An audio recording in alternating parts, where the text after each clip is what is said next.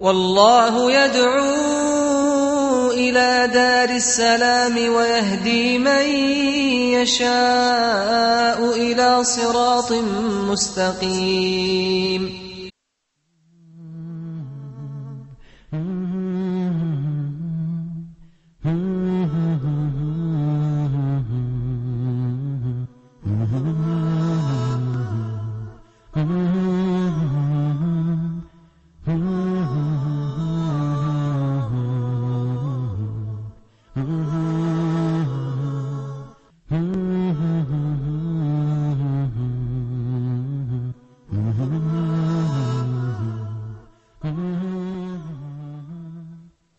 بسم الله الرحمن الرحيم. الحمد لله رب العالمين، وصلى الله وسلم وبارك على عبده ورسوله الأمين نبينا محمد وعلى آله وصحبه أجمعين. Assalamu alaikum wa rahmatullahi wa barakatuh, and welcome to Mercy to the Worlds, sallallahu alayhi wa sallam.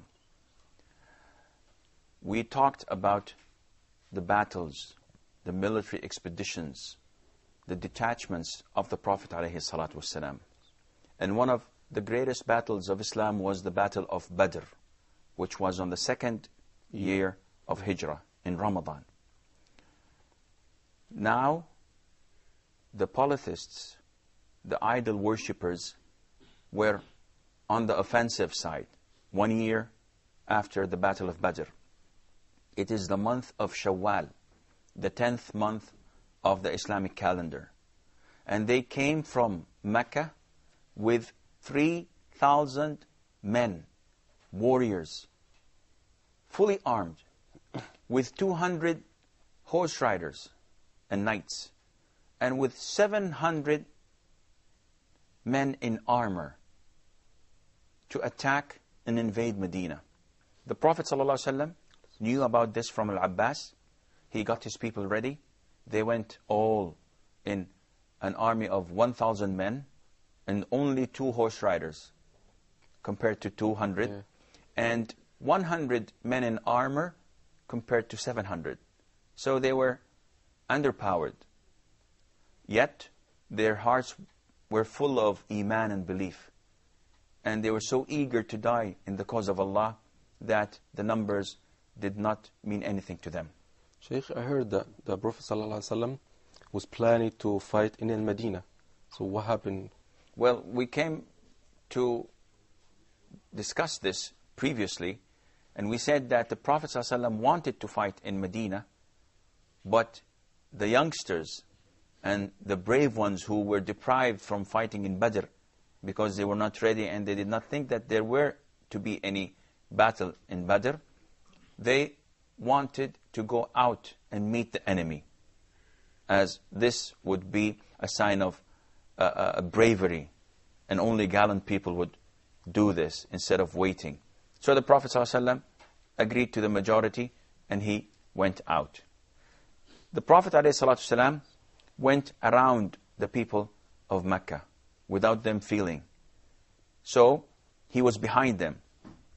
When they turned around, they were facing the mountain of Uhud, the valley, and they were facing the Muslims' army.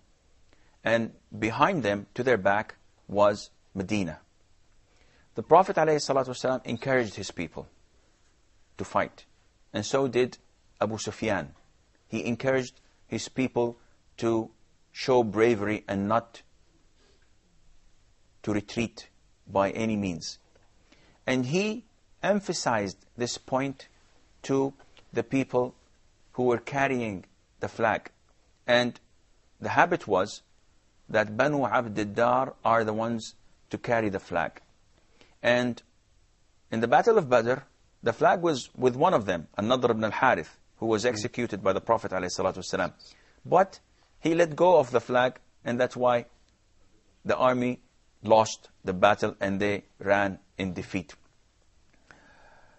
So Abu Sufyan went to Banu Abd ad-Dar, and he, in a sense, provoked them by saying that, listen, Banu Abd al-Manaf are ready to take the flag, the cousins of Banu Abd ad-Dar. So if you're not men enough to hold the flag, just say so and we will do the rest. and they cursed him. They said bad words to him, and they told him that you will see what we will do on the battlefield. And they were right, because 10 of them died protecting the flag. The first to start the fighting was Talha ibn Abi Talha ibn Abd-Dar, who was holding the flag. He was known to be the ram of the detachment. He was so strong and fierce that people were afraid of him. He was so brave and strong. So he went holding the flag and asking for a duel. Any man brave of you? Any man brave enough to come and fight me? And the Muslims held back because he was very strong and brave. And only Az-Zubair ibn al-Awwam, in a matter of seconds, he jumped in front of him. And he looked him in the eyes. And he turned around quickly and rode his camel behind him and got him to the ground and slaughtered him. So, in a matter of seconds, the flag was down on the ground, and the bravest man among them was on the ground. And 5 of his own brothers came and held the flag, because they were from Banu Abd-Dar, and they wanted to defend the family tradition of holding the flag. And the other 5 were Uthman, Abu Sa'ad, Musafi', Klab, and Al-Hallas or Al-Jallas. They all came out, held the flag, and each one of them was killed. 4 of their cousins, but also from Banu Abd-Dar, came and held the flag, and the whole 10 were killed by Az-Zubair ibn al-Awwam, by Talha ibn Ubaidillah, by Ali ibn Abi Talib, by Hamza ibn Abd al-Muttalib, and all of these were from Al-Muhajirin. They're all from Mecca. And one man called Asim ibn Thabit ibn Abi al-Aqlah. He killed 2 of them. That's all that happened before the battle started? Yes, because it's in the very beginning. The battle was revolving around the flag.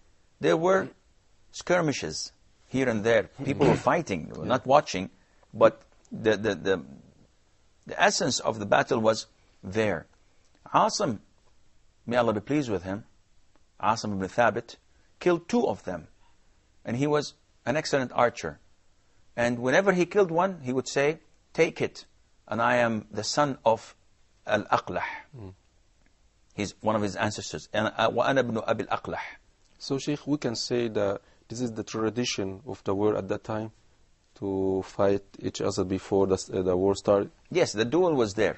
It's always there, that to show signs of bravery, and it would add value to the winning part. So if your army, your soldier, your brave man wins the duel, this means that it's a good sign your army would do this. So it was tradition. And just a side question. Sure. When he bragged about his lineage, is that permissible to do in Islam? It's not bragging. He's saying that it's me who's doing it. And by stating his name, this is like a trademark. So even Salama ibn al-Aqwa, may Allah be pleased with him, and this might come on a later on story, inshallah. He also, whenever he approached the enemy or attacked them, he would say, "Khudha, take it, and I'm the son of al-Aqwa." And the Prophet himself, alayhi salatu wasalam, on the battle of Al-Ahzab, he used, on the battle of Al-Ahzab, or in another battle which was Hunayn, yes, not in Al-Ahzab, in Hunayn, he would call the people and say, "Ana al-Nabiyyu la kadhib," I am the Prophet, there's no lie about it. "Ana ibn Abd al-Muttalib," I am the son of Abd al-Muttalib, so that they would know his name was Muhammad ibn Abdullah. Yet his grandfather was Abd al-Muttalib, so he's calling the people. So it's form of, it doesn't have anything to do with the lineage. It only has to do with bravery and showing the people, it's me, I'm not doing it in hiding. And that is why these 2 men, the sons of Abu Talha al-Abdari, when they were just about to die, each of them was dying, he went to his mother, who was on the battlefield. Her name was Sulafa. And she used to ask, or she asked her sons, who did this to you? And each one of them said, I don't know, I heard someone hitting me saying, take it, and I'm the son of Abil Aqlah. And that is why she swore that she would drink wine in his skull. And she put a bounty on his head. She put a price on Asim ibn Thabit ibn al-Aqlah's head. And this we'll, inshallah, discuss when the time is appropriate for that. Going back to the flag, it fell after 10 of those who carried it died. It fell on the ground and nobody dared to come and pick it up. And the Muslims were doing wonders. Khalid ibn al-Walid, who was the leader of the riders of the polytheists, tried 3 times to come from behind the Muslims through the left side of the army to attack them and penetrate them. But the archers would always turn him on his back. 3 times he tried and he could not do this. The army was a strong unit, the Muslim army. They were penetrating the polytheists. They were drawing them back and back. There were so many acts of heroism. For example, Abu Dujana, if you recall, Samak ibn Kharsha, he's the one that the Prophet ﷺ gave him the sword. And he did not give it to Ali ibn Abi Talib, Umar ibn Khattab, nor to Zubair ibn Awam. And they were all brave warriors of Islam. He didn't give it to them. He instead gave it to Abu Dujana. So Zubair ibn Awam, who was the cousin of the Prophet ﷺ, he did not like this. So he thought, that's strange, I'm a very strong warrior. Why was I deprived from this? So he said, I'm going to follow Abu Dujana.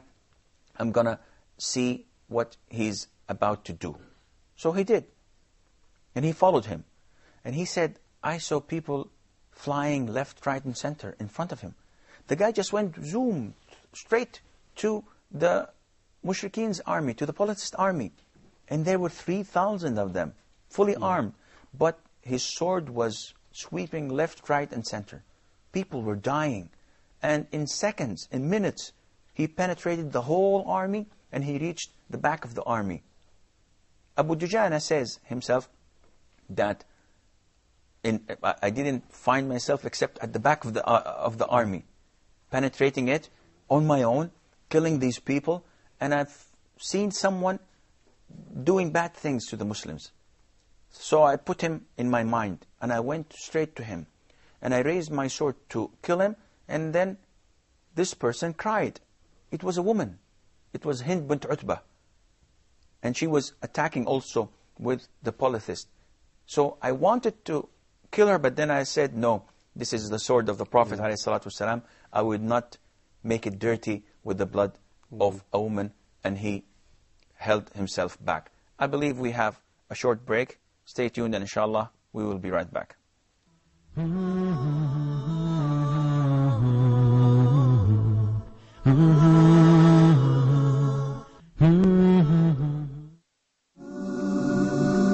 So this is an open invitation for everybody to recognize God and enjoy His blessings in this life and His mercy in this life and in the hereafter as well. Allah, Ar-Rahman, Ar-Rahim. Each name has a meaning. Each name signifies a nature of Allah the Almighty which no one shares or is compared to Allah in it.